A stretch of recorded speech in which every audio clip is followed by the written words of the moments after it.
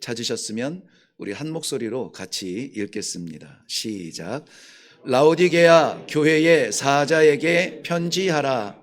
아멘이시요 충성되고 참된 증인이시요 하나님의 창조의 근본이신 이가 이르시되 내가 네 행위를 아노니 내가 차지도 아니하고 뜨겁지도 아니하도다. 내가 차든지 뜨겁든지 하기를 원하노라.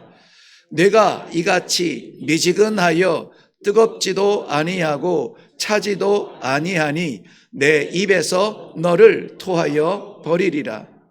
내가 말하기를 나는 부자라 부요하여 부족한 것이 없다 하나 내 곤고한 것과 가련한 것과 가난한 것과 눈먼 것과 벌거벗은 것을 알지 못하는도다. 내가 너를 권하노니 내게서 불로 연단한 금을 사서 부요하게 하고 흰 옷을 사서 입어 벌거벗은 수치를 보이지 않게 하고 안약을 사서 눈에 발라 보게 하라. 무릇 내가 사랑하는 자를 책망하여 징계하노니 그러므로 네가 열심을 내라. 회개하라. 볼지어다 내가 문 밖에 서서 두드리노니 누구든지 내 음성을 듣고 문을 열면 내가 그에게로 들어가 그와 더불어 먹고 그는 나와 더불어 먹으리라. 이기는 그에게는 내가 내 보좌에 함께 앉게 하여 주기를 내가 이기고 아버지 보좌에 함께 앉은 것과 같이 하리라. 귀 있는 자는 성령이 교회들에게 하시는 말씀을 들을지어다. 아멘. 성령이 교회들에게 하시는 말씀이라 했습니다. 2000년 전에 사도 요한을 통해서 하신 말씀이 아니라 지금도 교회들에게 하시는 말씀인 줄로 받고 오늘 내가 마음은 열어 이 말씀의 주인공이 되기를 먼저 주님의 이름으로 축원합니다. 우리 새해부터 시작된 것은 이런 교회가 됩시다 하는 그런 교회의 방향성을 잡고자 그렇다면 어떤 교회가 되어야 되지? 지구촌에도 유명한 교회, 유명한 목회자들이 많이 있지만 성경에서 길찾기 원하여서 요한계시록에서 마지막 시대에 하나님께서 그의 백성들에게 감춰놓은 이 복음을 제시하는 것처럼 보여주신 초대교회 7교회들을 우리가 하나하나 살펴보면서 물론 한 교회만 가지고 한 달씩을 우리가 묵상해도 우리는 충분히 이해하기는 어려워요. 그러나 그럼에도 불구하고 매주일 한 교회씩 이렇게 살펴가면서 그 교회를 칭찬한 것이라면은 나도 칭찬받기를 원합니다. 담기를 힘쓰고요. 그 교회를 책망하신 것이라면은 아이고 나에게도 그런 점이 있었네요. 회개합니다. 다시 하나님 앞에 마음 다잡고 시작하는 그러한 올해의 우리 일회교회와 또 우리 성도들 되기를 바라는 마음으로 계속 묵상하고 있습니다. 그런데 공교롭게도 어떨 때 보면은 정말 하나님이 심술꾸러기는 아니지만 심술이 좀 있으신가 하는 그러한 생각이 들 때가 있어요. 예를 들어서 이런 겁니다. 7교회를 우리가 묵상하고 있는데 그동안에 힘들고 받기 어렵고 따르기 어려운 그러한 말씀을 우리가 받고 알겠어요. 알겠습니다. 올해는 한번 해볼게요. 하고 따라왔는데 좀 마지막에는 아름답고 찬란한 소망을 보여주면서 마음껏 사랑을 받기에 합당한 그러한 우리의 모습을 좀 발견하면서 하나님의 칭찬을 좀 들으면 좋겠는데 오늘 라오디게아 교회를 통해서 주시는 말씀은 칭찬은 1도 없고 책망만 잔뜩 받는 말씀이 오늘 우리가 본받고 싶어하는 7교회의 결론이라는 거예요. 목회자로서 설교를 준비하는 종으로서는 좀 두렵죠. 걱정이 됩니다. 과연 이 말씀을 성도들이 소화할 수 있을까? 당연히 소화할 수 있죠.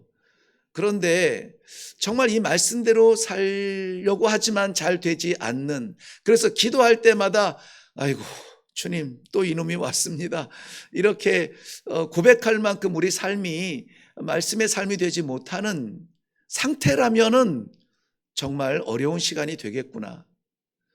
다음 주에 할까요? 이거는 미룰 말씀이 아니라 하나님께서 교회들에게 하시는 말씀이기에 하나님이 주시는 말씀이라면은 기회가 될 겁니다. 기도하는 마음으로 오늘 이 말씀을 준비하게 되었습니다. 더군다나 오늘은 106년 전에 하나님께서 이 땅에 주신 이 자주 독립의 외침, 그 함성이 우리 귀에 쟁쟁이 들리는 듯한 3.1절 기념 예배로 드렸는데 또 이 본문 말씀을 같이 묵상을 해야 됩니다. 1919년 3월 1일 지금이야 뭐 중요한 핵심 지역이 됐지만은 탑골이라 하는 공원에서 모여서 민족의 지도자 33인들이 이렇게 살아서는 안 되겠습니다 하고 우리의 독립을 외칠 때에 드러내지 못하고 감추었던 그 태극기들을 품에서 꺼내면서 대한독립 만세, 대한독립 만세. 집안도 문제가 많을 겁니다. 집안에 환자도 있을 거고 연탄 한 장 없을 수도 있고 어떻게 살아야 될지 막막한 그러한 집안들 있을 거예요. 그런데도 다 모여서 대한독립 만세를 외쳤던 3.1절, 3.1 우리 독립운동이라고 말하죠. 3.1 독립운동을 기념하는 이날에 오늘 이 말씀을 받게 됩니다. 당시에 우리는 조선이라고 하는 땅은 민족은 잘 알겠지만은 일제 치하에 있었습니다. 일제의 다스림은 명분은 세계를 향한 명분은 그럴싸했죠.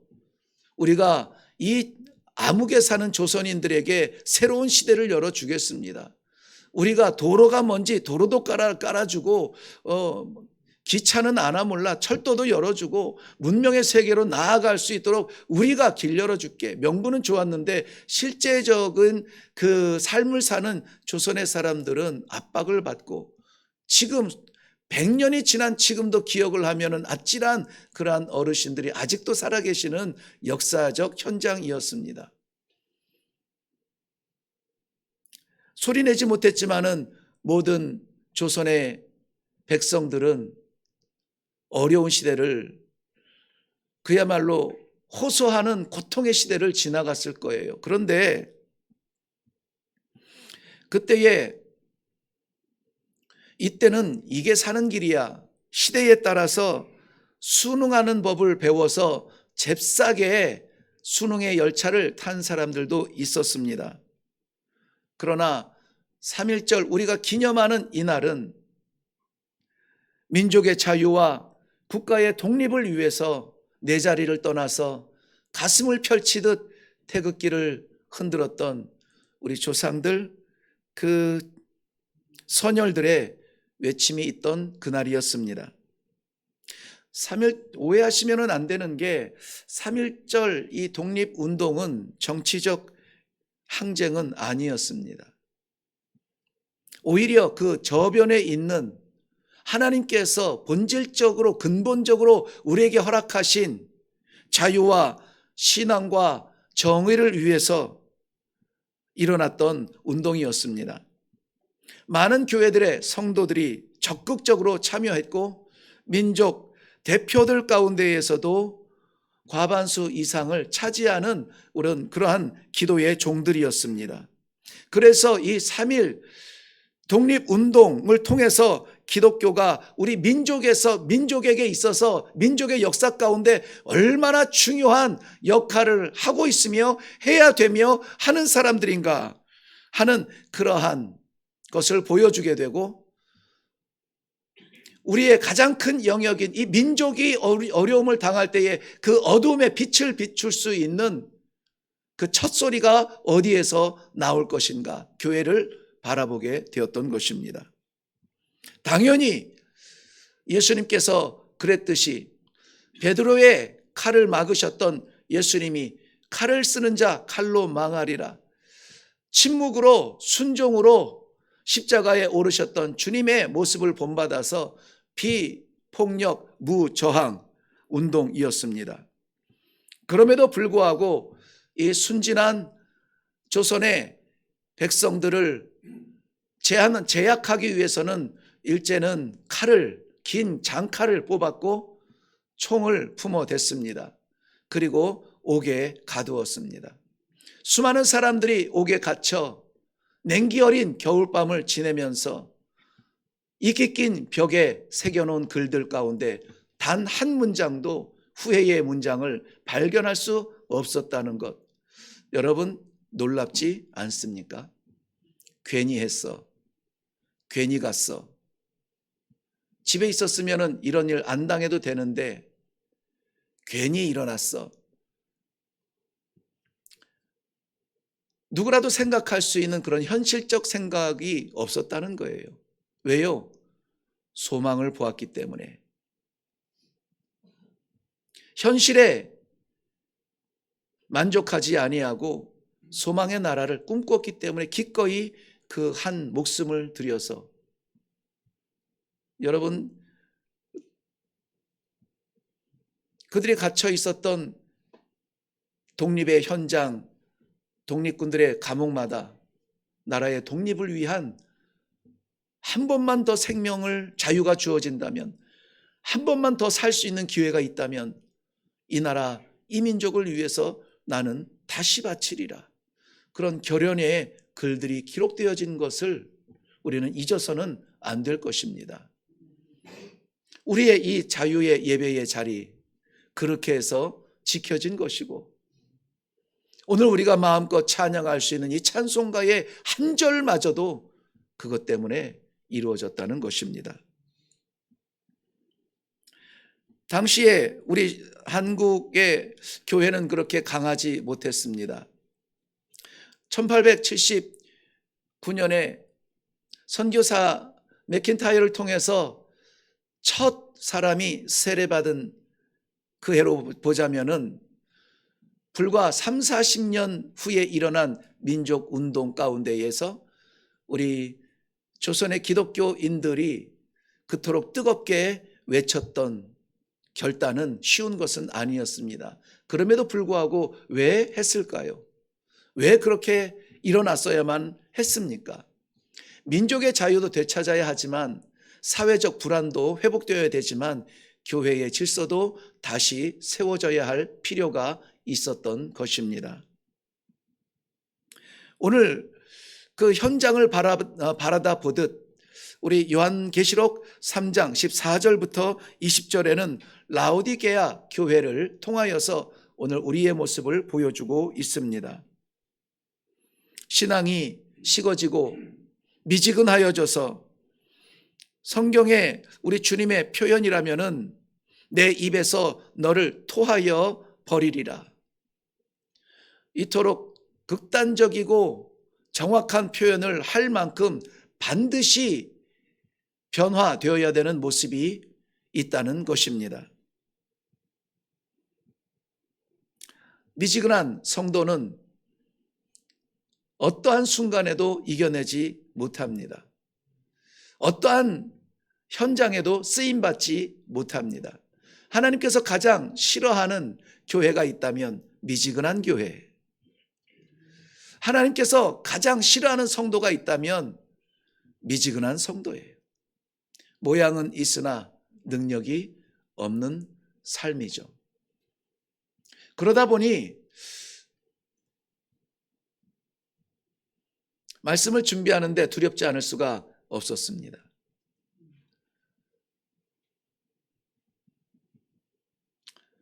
그냥 이 정도에서 이렇게 이들만이라도 쭉, 아마 모두가 바라는 우리들의 마지막 삶의 바닥일 것이고 우리 신앙의 마지노선일 것입니다. 특별한 개혁, 변화, 그러려면 내가 일어나야 되고 힘써야 되는데 이제는 그럴 나이는 아닙니다. 이제는 이것저것 해서 뭔가 결과를 바라볼 만한 그런 기력이 없습니다. 그저 이거 변치 않고 변하지 않고 잘 지키기만 해도 좋겠습니다. 이러한 생각이 우리를 지배할 즈음에 이 말씀을 오늘 우리는 받게 되는 것입니다. 저도 마찬가지예요.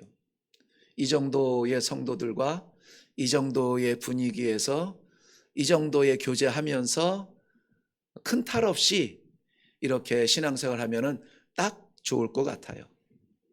제 생각이 옳을까요? 오늘 말씀은 예수님은 뭐라고 하시는지 한번 우리 묵상해 보기로 하겠습니다. 이 목사가 뭐라고 해도 이 목사 말 따르지 마시고 하나님의 말씀을 따르는 성도들이 되기를 바랍니다. 라오디게아 교회라고 했는데요. 이 교회를 묵상할수록 이 시대의 기독교가 보이는 것은 왠지 알 것 같기도 하고 모르고 싶습니다. 15절 말씀 한번 보세요. 내가 내 행위를 아노니 내가 차지도 아니하고 뜨겁지도 아니하도다. 내가 차든지 뜨겁든지 하기를 원하노라. 누가 원해요? 우리 주님이 원하세요. 무엇을 원해요? 차든지 뜨겁든지 하래요. 찬 것은 죽은 거고 뜨거운 것은 순교의 열정으로 복음을 전하던 당시 당대에 이 초대교회 당대에 저분은 뜨거운 복음의 사람이야 라고 하면 떠오르는 사람들이 있는데요. 복음을 위하여서 뜨거운 내 심장을 보여라 하는 말씀인데 그 말씀은 뭡니까? 복음과 상관없이 살든지 복음으로 새로운 생명을 살든지 택하라는 거예요.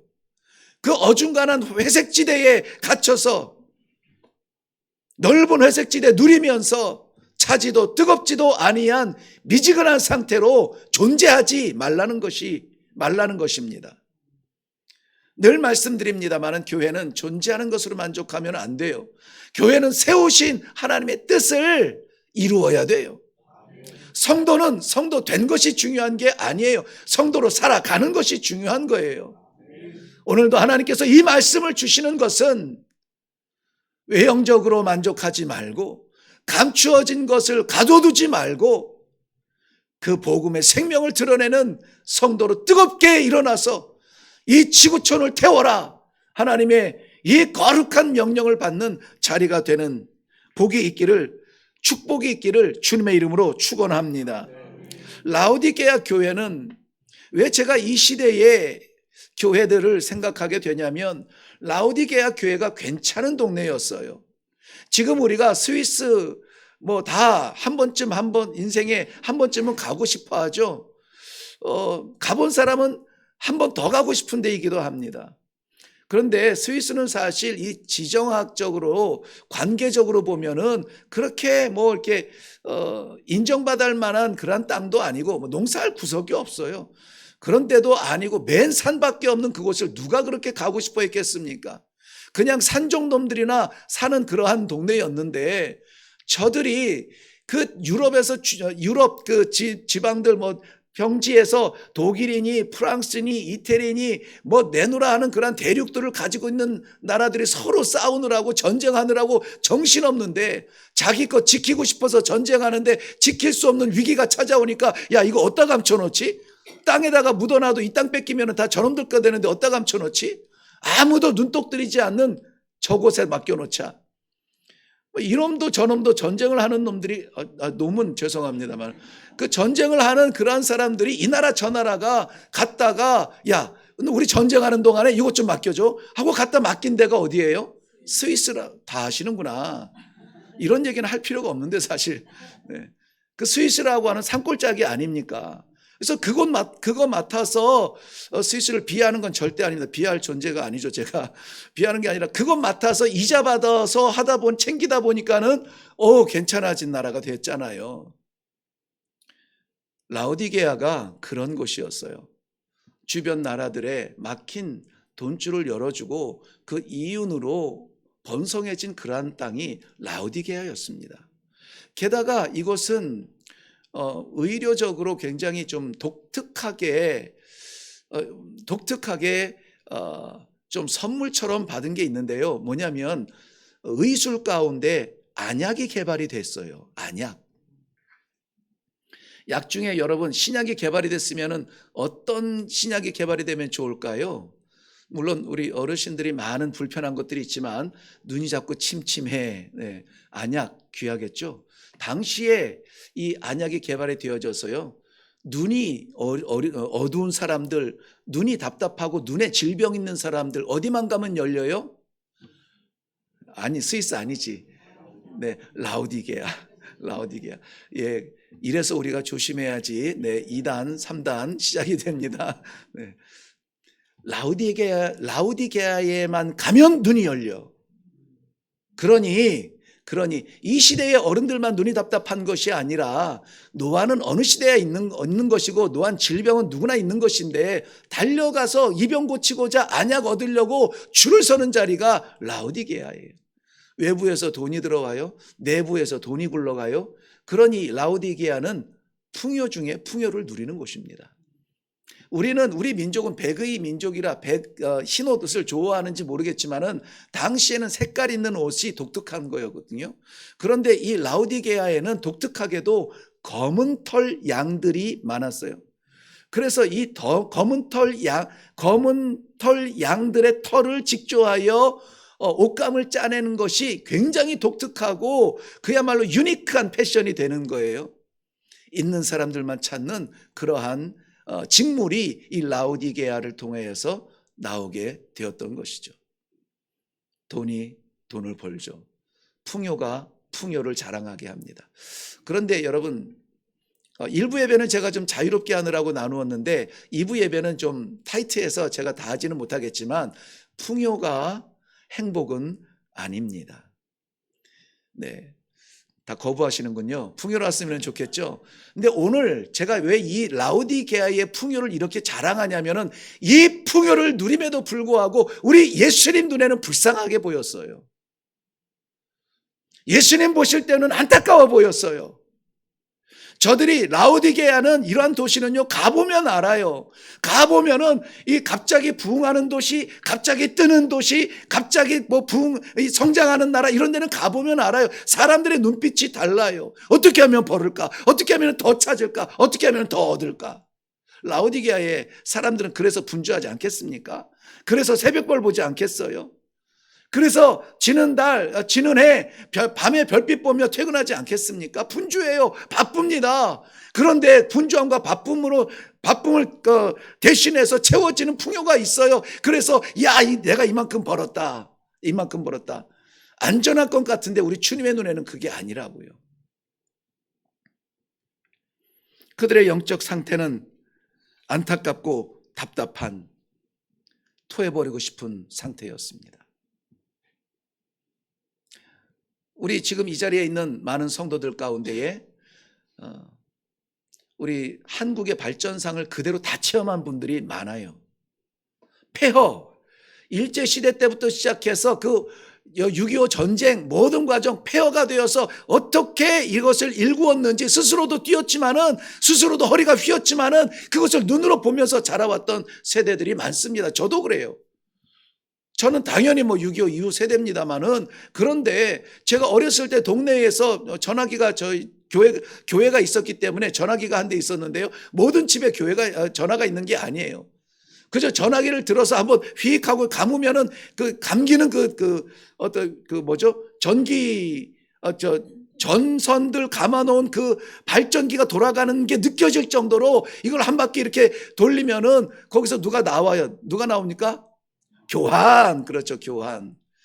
네. 교환이 그 동네 우체국처럼 편지 붙이려면 우체국 가야 되잖아요. 우체국처럼 앉아가지고 띠리리 하면은 받아요. 네. 몇 번 연결할까요? 그래요. 몇 번 연결할까? 그러면은 그 동네에 1번부터 전화가 10개가 있으면 10번까지 있겠죠? 그럼 네 10번 연결해 주세요. 그럼 그분이 네 알겠습니다 하고 잭을 그 10번 홀에다가 꽂아야 전화가 소통이 되는 시대였어요. 그러다가 어느 날 갑자기 어느 날은 아니죠. 점점점 이 사회가 부흥 발전하면서 그 돌려야만 되는 것이 이제는 다이얼. 그렇죠. 다이얼을 띠그락 돌리면은 그래서 다이얼 그 전화기 오래 시꺼먼 건데 왜 까만색을 그렇게 했는지 모르겠어요. 보면은 이 번호에 손톱 자국 이렇게 다 나 있죠. 다 나와 있어요. 그렇게 돌리다가 그 다음에는 조금 세련된 집이 어떤 전화를 썼냐면 띡띡띡띡 누르는 버튼이에요. 버튼. 그런데 그 전화기가 집에 가야만 전화하는 게 아니라 차에서도 전화하는 이동 통신이 됐던 거죠. 차에서 전화들 안 써보셨구나. 저는 어쨌든 써봤는데요. 제가 쓴 건 아니지만은 차에 전화기가 있는 거예요. 도시락만한 게 시꺼먼 게 올라가 있어서 거기서 전화하면 되는 시대가 있었어요. 그러다가 이제는 우리 손에 그 전화기가 있고 이제는 작아지고 얇아져서 안에다가 집어넣으면 쏙 들어가는 그것이 됐죠. 제가 그 선교지에 갔을 때에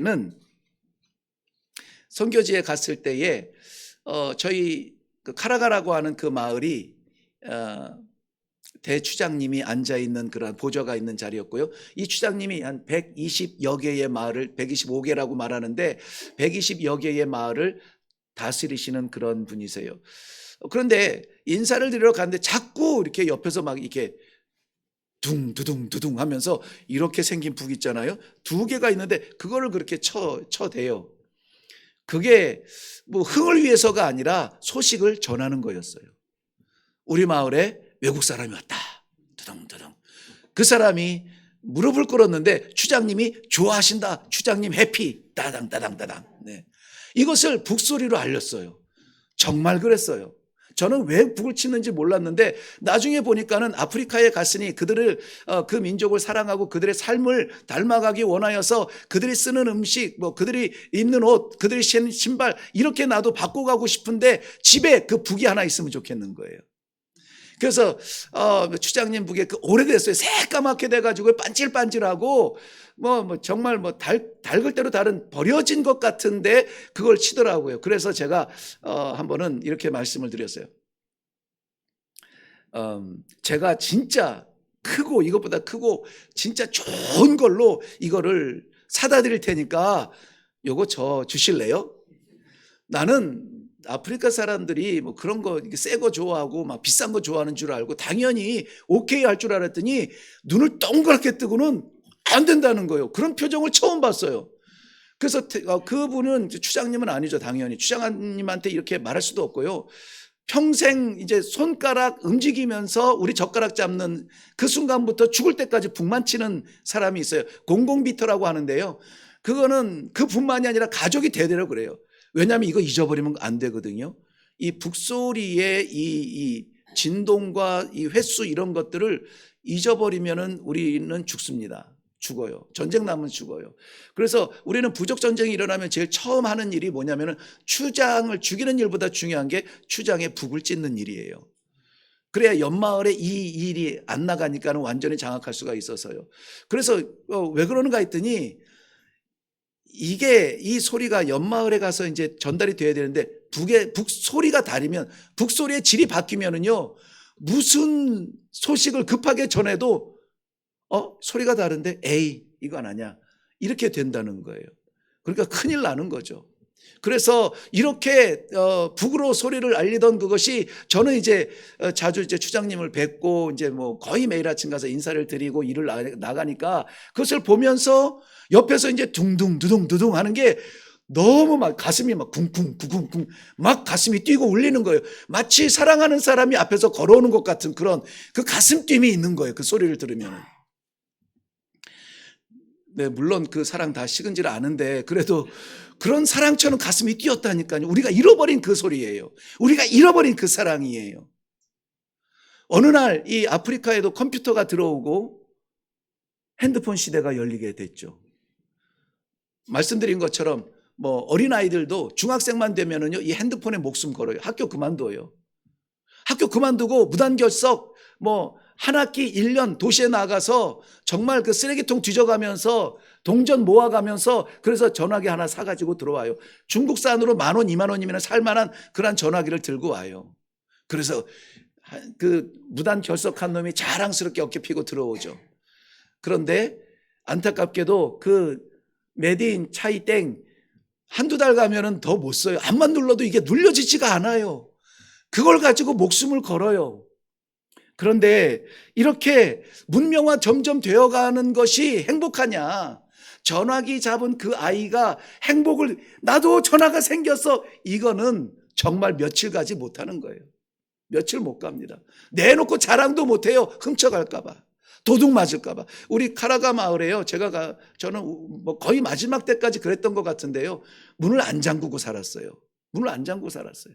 외국 사람이 아프리카에서 살 때 문을 안 잠그고, 일부 예배 때도 제가 말씀드렸는데, 여러분 아프리카에서 살아본 사람들에게 그런 친구나 가족 있으면 물어보세요. 이 단속을 어떻게 하면서 살았는지. 안에 현관문, 방문 잠그고, 마루 현관문 잠그고, 혈만 밖에 철문 잠그고, 대문 잠그고, 대문 위에 담벼락에 철조망 올리고, 그렇게 살아야 잠을 자는 게 외국 사람들의 일반적 삶이에요. 도시에서 사는 거죠. 그것도 조금만 가면 경찰서 있는데도 그러고 살아요. 근데 저희는 완전히 그 마을 속에 들어가서, 강원도 같은 그러한 골짜기 같은 곳에, 사람들 관심 없는 곳에 들어가서 사는데요, 문 안 잠그고 살았어요. 여러분, 그런 마을이었거든요. 그런데 어느 날 마을에 도둑이 생기기 시작해요. 도둑이. 그래서 지키지 않으면은 빼앗기는 시대가 와요. 언제냐? 핸드폰이 퍼지면서부터. 우리 동네 구멍가게 하나 있거든요. 구멍가게를 해봤자 이 진흙으로 이렇게 싸가지고요, 그 문만 막이 철조망, 닭장에 있는 그 철조망으로 문만 막아놓는 그런데요. 그런데 그 구멍가게가 도둑을 맞았어요.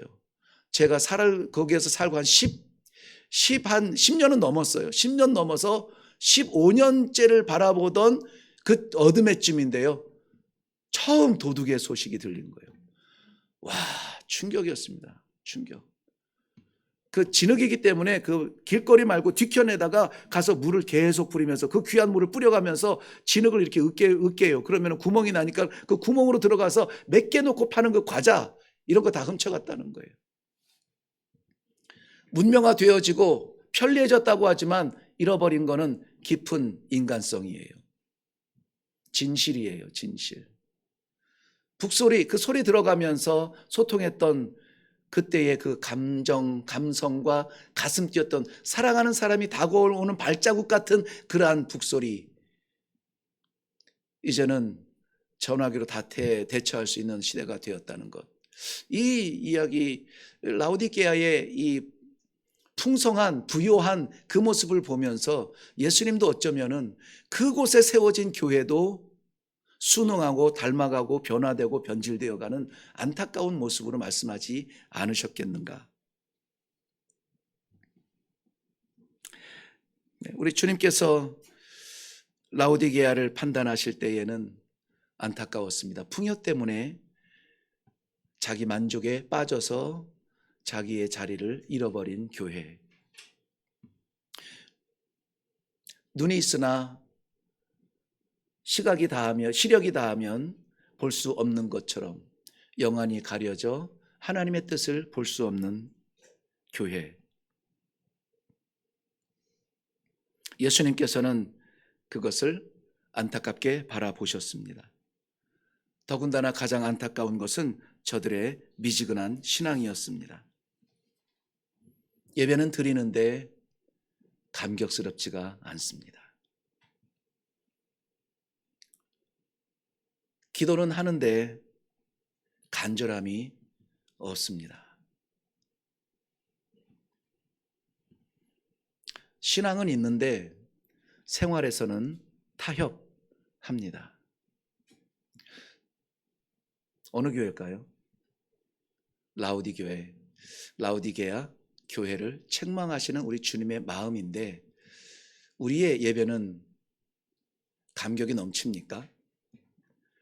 우리의 기도는 대한독립 만세를 외쳤던 독립운동가들의 그러한 토해지는 심정만큼 간절합니까? 우리의 신앙은 생활에서도 보입니까?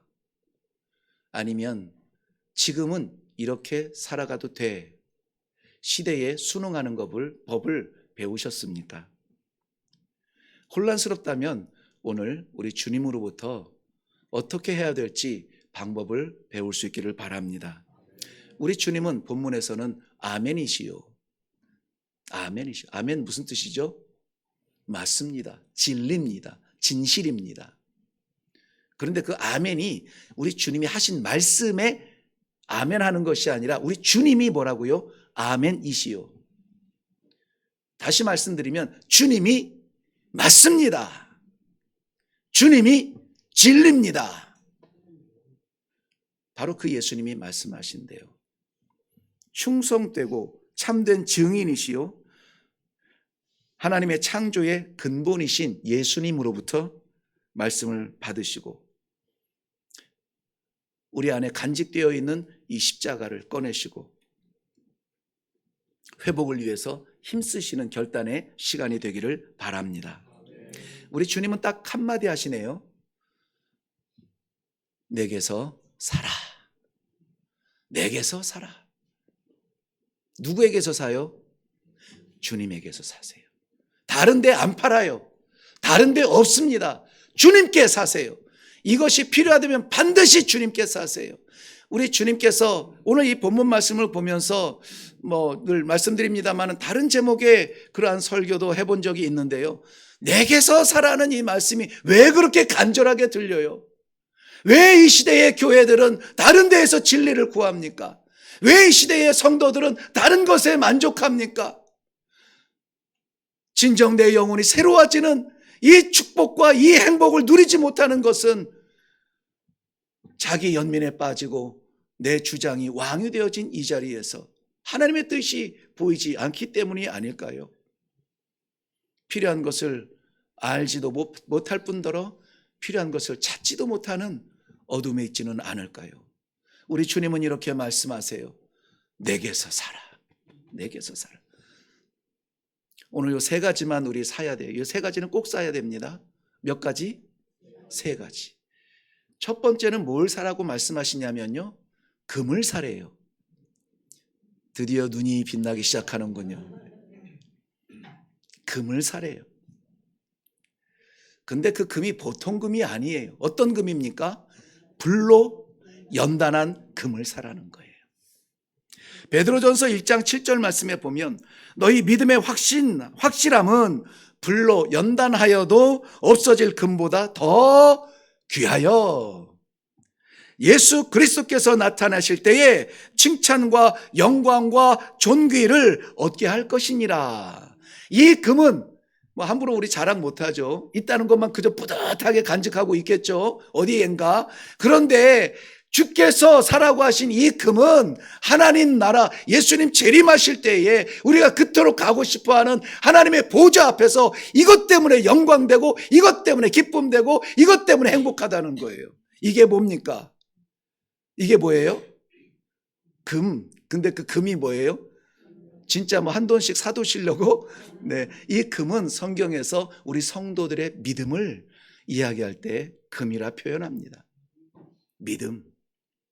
그런데 이 믿음은 내가 뭘 해서 얻는 건 아니에요. 하나님이 이 믿음을 이미 우리에게 주셨어요.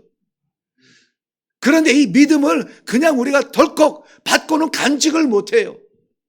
그러므로 우리 주님께서 우리가 그 믿음을 간직할 만큼 건강하고 튼튼하게 하기 위하여서 연단을 하시는 겁니다. 연단, 채찍, 몽둥이, 때로는 아플 때도 있고 괴로울 때도 있는데요.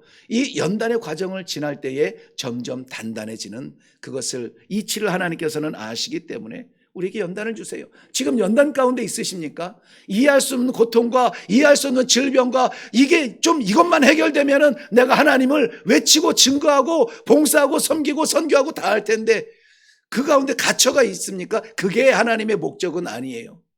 그 연단을 통하여서 감춰진 믿음이 어떻게 되기를? 드러나기를. 어떻게 되기를? 빛나기를. 믿음으로 이길 수 있도록 연단을 주시는 겁니다. 우리는 라오디게아 교회가 라오디게아 그 도시가 자랑했던 것처럼 물질적 풍요를 자랑하지 마시고요. 아무도 볼 수 없는 것일지라도 하나님이 내게 맡기신, 내게 주신 이 찬란하게 빛나는 이 황금 믿음을 가지고 자랑할 수 있도록 영적으로 부유한 사람들이 되기를 주님의 이름으로 축원합니다. 제가 부자들도 좀 만나보기도 했고요. 그랬는데 부자들이 다 행복한 건 아니더라고요. 네, 늘 말씀드립니다만은 뭐 돌아가신 어르신 가끔 이렇게 입에 올리게 돼서 송구합니다만은 제 부자의 기준은 어쨌든지 간에 그 삼땡의 뭐 회장님이셨거든요. 왜냐하면은 제가 차를 참 좋아하거든요. 차를 좋아하는데 우와, 네 진짜 사진에만 있는 차들이 뭐 30 몇 대인가요? 아무튼 어디 지방에 창고리 주차장을 개인 주차장을 가져야 될 만큼 그리고 있었는데 안타깝잖아요. 못 타보고 너무 일찍 가시잖아요. 근데 모든 사람들 그러면서 우리는 어떻게 해야 됩니까? 이렇게 생각하죠. 야, 저거 한 대만 나 주고 가시지. 그게 아니라 아, 저기에 꿈이 없구나. 저기에 꿈이 없구나. 저거 잡으려고 그렇게 내가 뛰고 있구나. 그게 아니라 잡을 수 없는 것이 아니라 영원한 것을 잡는다는 것은 지혜겠죠. 우리가 하나님 앞에 서도 보일 수 있는 것은 믿음입니다. 믿음의 부요함이 우리 성도님들에게 있기를 축복합니다. 그 다음에 또 사야 되는 게 있는데 뭘 사냐면은 흰옷을 사래요. 흰옷을 사랍니다. 네, 이 옷이라고 하는 것은 우리를 가리는 데 쓰여졌어요. 아예 태초부터. 그렇죠? 아담과 하와가 범죄했을 때에 그 부끄러움을 가리기 위하여서 짐승의 가죽으로 옷을 입힌 것이 우리 패션의 시작이잖아요. 그런데 흰옷을 입으라는 거예요. 흰옷은. 이 흰옷은 예수 그리스도의 십자가 보혈 아니면은 우리의 새까맣게 타버린 이 죄를 씻을 것이 세상에서는 없습니다. 우리는 우리 주 예수 그리스도를 구세주로 믿고 그를 따르면서도 우리는 이 죄가 사라지는 것은 아니에요. 이 죄가 없어지지는 않아요. 여전히 우리는 죄인 같은 존재인데 왜 찬송합니까? 죄인 같은 존재인데 왜 기뻐하세요? 죄인 같은 존재인데 심판주로 오시는 예수님 뭘 기다립니까? 도망가야지. 왜 그러냐면 예수님께서 우리의 죄를 덮어주셨어요. 덮어주셨어요. 십자가의 보혈로 다 용서해 주셨어요. 다 용서해 주셨어요. 우리가 가면은 너 뭐 죄졌지 뭐 죄졌지 이거 세지 않으신단 말이에요. 셀 수가 없어요. 왜냐하면은 우리 주님께서 그것을 다 덮어주셨기 때문에 그래요. 아무라도 볼 수 없게 덮어주셨어요. 성경에서의 이 옷을 특별히 흰옷이라고 말할 때는 삶의 변화를 이야기합니다. 잘 아시겠지만은 우리 내 옷을 벗어버리고 내 삶을 이제까지 살아왔던 익숙한 삶을 포기하고 이거예요. 그리고 흰옷을 입으라, 새 옷을 입으라. 이전 것은 지나갔으니 보라 새 것이 되었다. 그 새 것의 기준이 뭡니까? 예수와 함께 살고 예수 때문에 살고 예수로 인해 사는 거죠. 그렇게 살겠다고 작정한 게 뭡니까? 새 것이 되는 순간이에요. 언제 받습니까? 우리 세례 받을 때 말씀 받잖아요. 마찬가지예요. 우리의 누덕누덕 계절 바뀌면 없어질 이 옷으로 나를 드러내려고 하지 마시고 우리의 삶으로 하나님 앞에 나아갈 수 있도록 순결해야 돼요. 깨끗해야 돼요. 애써야 됩니다. 잠깐 눈찔끔 감아 속인 것으로 대박 나지 마시고 진실함으로 손해볼 수 있는 그러한 신앙이 살아있는 신앙이에요. 하나님이 기뻐하시는 신앙이죠. 흰옷 입은 성도의 삶인 거예요. 흰옷을 사라.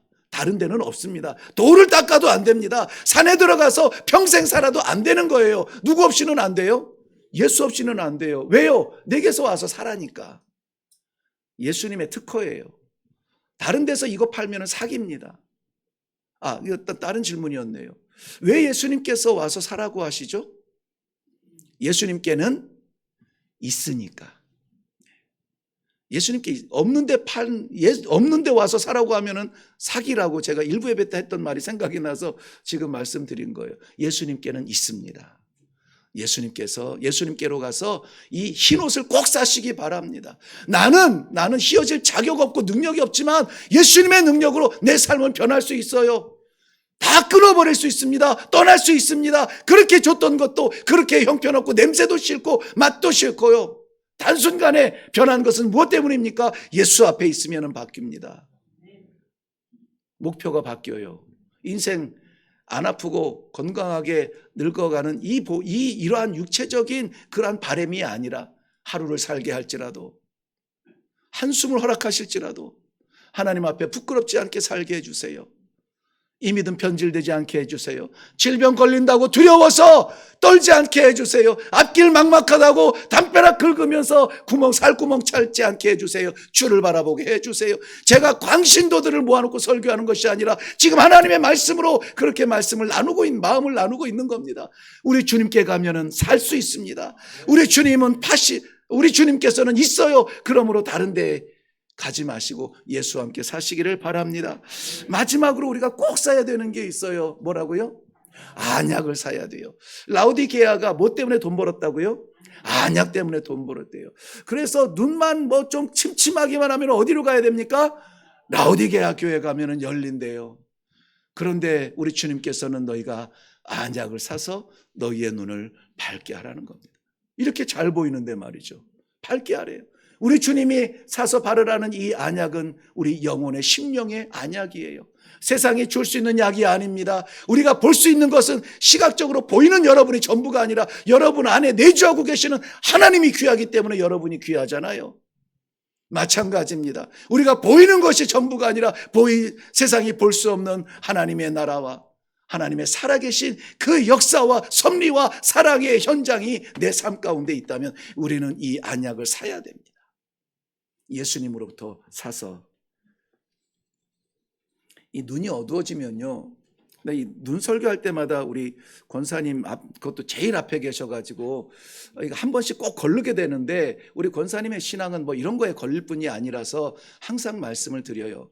연세, 눈, 이런 것들에 대해서 할 때는 꼭 이렇게 권사님 생각이 나요. 여러분, 우리 권사님이 길이 잘 보여서 이렇게 오는 분이 아니고 다 아시잖아요. 그래서 기도들 하고 계시죠.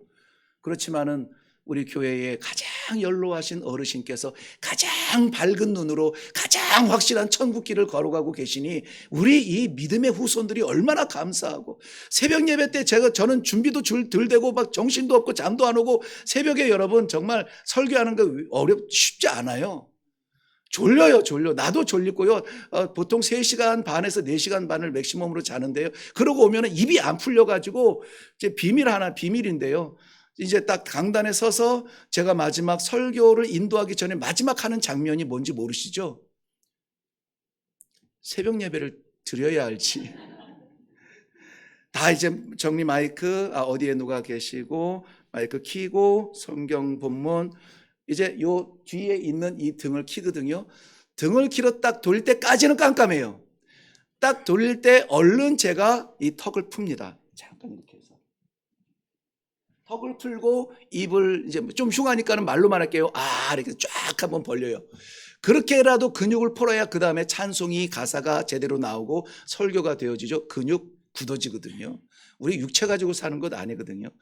그런데 이 귀한 믿음의 어르신들이 앉아있고 함께 기도하는 동지들이 있다는 것을 바라보면요, 제 한계로 하는 게 아니구나, 그거 대번에 깨달을 수가 있습니다. 육신의 시력은 점점 희미해질지라도 하늘 소망, 우리 하나님의 보좌는 점점 밝아지니 이 어찌 영광 아닐까요? 이거 없으면은요, 우리 10년, 20년, 30년 목사 아니라 누구라 돼도 이 영안이 밝지 않으면은요, 분별력을 잃어요. 뭐를 잃어요? 분별력을 잃어요. 분별력을 잃으면은 잘못 갔으면은 다시 오면 되지, 이 정도에서 멈추지 않습니다. 우리 고집이요, 인간의 고집이 얼마나 세냐면요, 한번 분별력을 잃고 내 마음대로 결정을 했는데 그게 아니라고 해보세요. 아주 화가 나고 내가 누군데 나한테 이래라 저래라 하느냐, 내가 신앙생활 1, 2년 했냐, 마음에 일단 불쾌함이 찾아오면은요, 그 다음에는 성사가 안 돼요. 말씀이 안 들려요. 위로가 안 들리고 뭐라고 하죠? 징계라고 하죠? 징계? 질서를 위한 그러한 징계가 아니라 나를 욕한다고 들려요. 왜 그렇습니까? 관계가 안 돼서요. 관계보다 뭐가 안 돼서? 분별력이 사라지니까. 진리가 뭔지 몰라요. 정의가 뭔지 몰라요. 지금 이 나라 이민족이 쪼개져 가지고 오늘은 3.1절 기념 예배니까는 제가 그동안에 좀 자제합니다만은 오늘은 이 말씀에 의지하여서 영적 분별력을 위해서 좀 잠깐 나눌게요.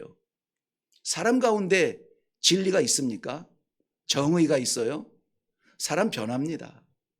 내 첫사랑도 변하는데, 아니 내가 가진 첫사랑 말이죠. 내가 죽을 것 같이 평생 동안 이렇게 해줄게 못하거든요. 근데 문 밖에 있는 백성들, 정치적인 정의는 있을 수 있습니다. 정치적인 방향성은 있을 수 있어요. 그게 우리 성도들이 붙잡아야 될 진리는 아니라는 거죠. 영적 분별력 잃어버리면 육적 분별력에 의존할 수밖에 없어요. 우리 사랑하는 성도 여러분, 나라를 사랑해야죠. 기꺼이 일어나야죠. 어려울 때 붙잡고 기도해야죠. 그런데 제가 한국에 와서 목회를 시작할 때부터 나라는 어지러웠어요. 그때 바뀌면서 승리한 듯 또 어지러워요. 바뀌면 달라질까요? 또 어지럽습니다. 한계예요. 지구촌 이 오존층 아래 살아가는, 태양 아래 살아가는 나라들의 한계입니다. 한계예요. 변하지 아니할 진리가 없는 한은 세상의 진리에 목숨 걸으면 안 돼요. 우리가 해야 될 사명을 다하시면 됩니다. 그때부터 저는 교회에다가 외쳤습니다. 어느 곳을 가도 괜찮아요. 광화문을 가도 좋고 서초동을 가도 되고 어느 곳에 정치적 성향이 다 있으니까. 그런데 기도하고 가라고 했어요. 기도하지 아니하고 정말 뜨겁게 새벽마다 불을 태우고 주여 이 나라가 어떻게 하면 좋습니까? 어떻게 선교사의 그 보혈로 그 피를 흘린 피로 복음의 땅이 새겨지고 그 땅 위에서 솟아난 이 얄팍한 이 줄기 가지고 십자가가 세워진 나라인데, 이 복음의 본질 없이 기도하지 아니하고 고향 사람 쫓아다니고 학교 사람 쫓아다니고 정치 성향 쫓아다니고 이렇게 해서 신앙을 떠나는 사람들이 많습니다. 제 친구 같은 그런 사람들도 있어요. 우선순위가 바뀌면 안 돼요. 나라가 걱정스럽고 정치하며 애쓰며 목숨 걸고 뛰는 사람들이 안타깝거든. 쉬고 있는 누구예요? 하나님 앞에 기도해야 되지 않아요? 기도는 안 하고 우리 판단으로 하면은 우리는 위기에 빠질 수밖에 없습니다.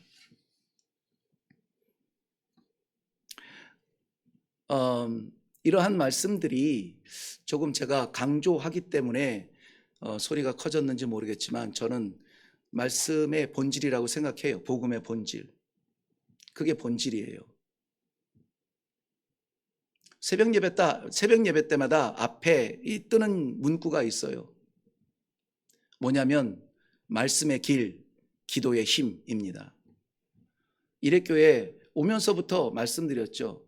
이레교회는 말씀과 기도로 승부를 봐야 합니다. 어떤 승부? 부흥하는 거 그런 거 말고 올바른 교회, 올바른 성도죠. 하나님이 세우신 교회, 하나님이 세우신 성도죠.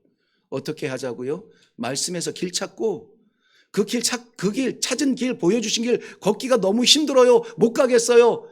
어디에서 힘을 얻으라고요? 기도의 자리에서 힘을 얻으라는 거예요. 어쨌든 라우디게아를 통해서, 라우디게아 교회의 메시지를 통해서 오늘 우리들에게 주시는 하나님의 말씀은 그 근본이 사랑입니다. 사랑에 이것이 매라면 사랑이 매로 받으세요. 이것이 채찍이라면 우리 하나님의 진실한 사랑의 채찍이라 받으세요. 이스라엘 백성들 끊임없이 택한 백성들인데 수천 년 동안 매 안 맞았습니까? 맞았어요. 그런데도 놓지 아니하시는 우리 하나님의 사랑, 우리에게까지 와서 오늘 우리도 이렇게 예배를 드리는 것입니다. 지금도 이 순간에도 작은 목사의 형편없는 입술을 통하여서 우리의 마음의 문을 두드리시는 우리 주님의 초청에 마음을 여실 수 있기를 주님의 이름으로 축원합니다. 기도하겠습니다. 대한독립 만세를 외쳤던 우리들의 선조, 그 희생, 고통, 고문을 통해서 이 예배의 자리가 자유롭습니다. 오늘 우리가 겪는 어려움이 있거든, 마음에 곤란함이 있거든, 심령에 괴로움이 있거든 연단으로 여기고 이겨내서 우리 하나님 앞에 세워지는 종들이 되게 하여 주시옵소서. 이긴 자에게 주신 하늘 보좌의 자리를 우리 예수님께서 이기셔서 차지하셨듯이 주의 사랑하는 백성들도 반드시 이겨내서 하나님 보좌의 옆자리 함께 앉게 하여 주시옵소서. 감사드리며 예수님 이름으로 기도하옵나이다. 아멘.